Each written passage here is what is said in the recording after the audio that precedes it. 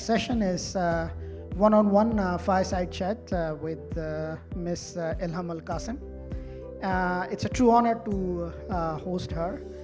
She's someone who has played a remarkable role in shaping the UAE's data and AI landscape.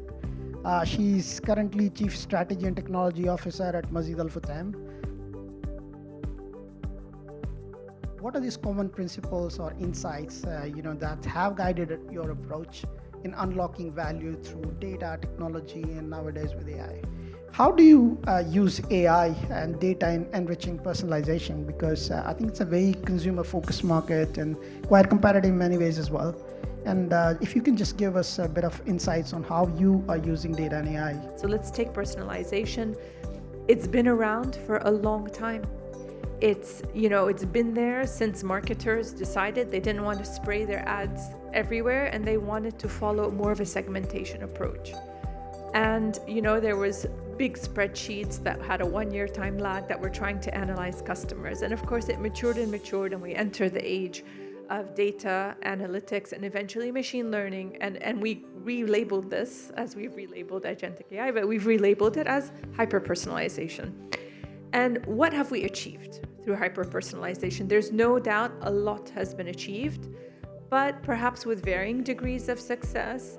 You could argue that the varying degrees of success of hyper-personalization could be because of the technology that's being relied upon. It could be because of the quality of execution. It could be because the people running the ads don't understand it very well. You can argue all of that.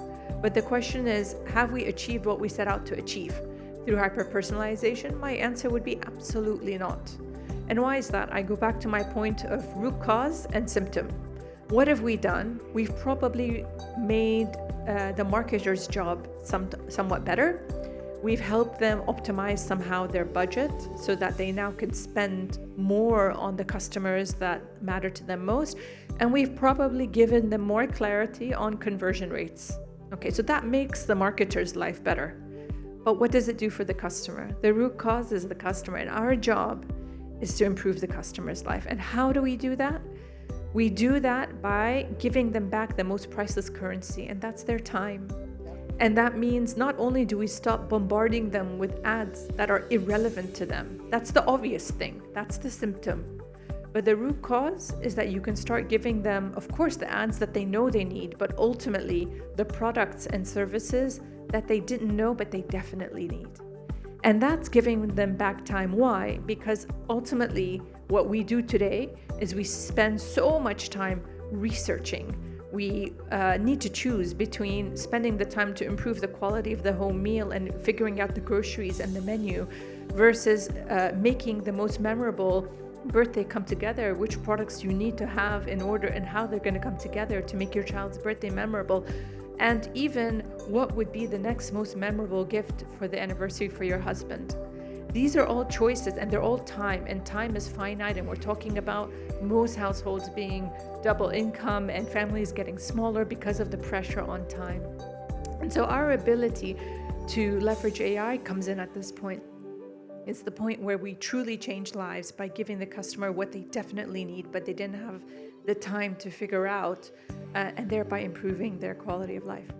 I think we're lucky to be here in the UAE in many ways because, some of the regulatory environment, for example, in the UAE, in Europe, can look a little bit more restrictive in terms of what you could do. And here in the UAE, I think we still have a bit of room where we could drive this sort of large-scale innovation. And also from the infrastructure point of view, I think there's enough out there in the market in terms of AI infrastructure to build these solutions that will then drive the next level of personalization. What's your point of view? What would it take for UAE to emerge as the AI epicenter for the world and stay ahead in the next 5 to 10 years? If you want to punch above your weight and be a part of the global economy, you need to have a certain part of the value chain that is critical. We did this with energy. So the reason why we're able to play the role we play economically, even geopolitically, is because of our neutral stance and our ability to deliver energy where it needs to be had. And in the future generation, once the AI race settles and we understand what this technology can do and how all sectors will shift in response to this, being a part of the economic formula, the value chain, is a game changer in terms of our right to play on the global economic stage as the UAE. And this has effectively secured prosperity for the citizens, for everyone living in the UAE, certainly even for the region. In your point of view, what biggest barrier you have seen to large-scale AI transformation programs here in the region, and how do you see we could kind of address some of those in the short run and long run? For me, the real challenge, the biggest barrier that I see being in the private sector lens, because it's different when you're investing in technology, it's different when you're adopting it, even if you're adopting it in secure context, communication or otherwise. When you're private sector, you are needing to make investments that are well measured for risk return profile. And in order to do that, you really need to understand what is the equilibrium that is likely going to emerge in terms of where know-how, innovation, and where IP development is going to rest once the dust settles on the AI race that's ongoing.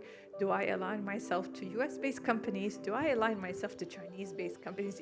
How is this going to play? Are there going to be UAE champions that emerge in order for us to partner with them in this space, being a UAE company? And not knowing that is very risky. That's a challenge. Why? Because at the end of the day, you really need to know, as a company that's making a choice on where to deploy, how to deploy, what to adopt, whether you're a small or large company, you need three things. One is you need to trust what you're adopting and how, because you owe that to your customers. You need to redefine what differentiation will mean. And this is top of mind for me, because if I have AI against AI in a competitive consumer market, what differentiates me against my competitor? So if my AI is out there almost completely controlling my ads or my consumer experience on my digital space, probably my competitor can do the same. So how do I differentiate in an AI versus AI world where they're progressively perfecting the choices? It's very difficult, and you really need to think about what that means for companies and how they stand out and how they will continue to be relevant to their customers.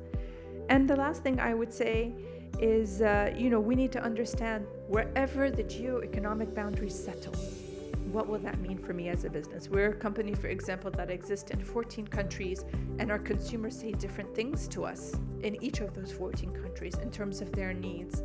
And we really need to know wherever the new economic boundaries exist, once AI has settled the way it will, how do I emerge in order to succeed as a company? So I think those are the challenges companies should be thinking about.